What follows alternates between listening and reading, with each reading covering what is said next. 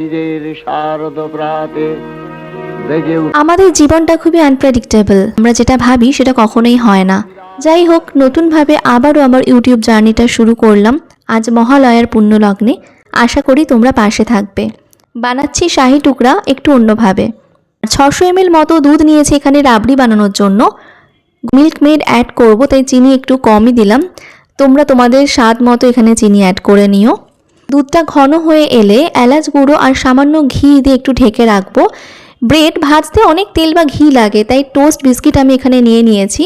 একে একে সাজিয়ে গরম চিনির শিরা আর রাবড়ি দিয়ে ওপর থেকে ড্রাই ফ্রুট ছড়িয়ে ঢাকা দিয়ে ফ্রিজে রেখে দিলাম 3 থেকে 4 ঘন্টা মতো সেট হওয়ার জন্য। রেসিপিটা একবার ট্রাই করে দেখো আর আমাকে কমেন্টে জানিও। খেয়ে বলো কেমন হয়েছে। শাহী টুকরা মনে হচ্ছে। এটাকে পায়েস বলছিলে। শাহী টুকরা এখন থেকে বুঝলাম, দেখতেও তো ভালোই লাগছে, খুব ভালো।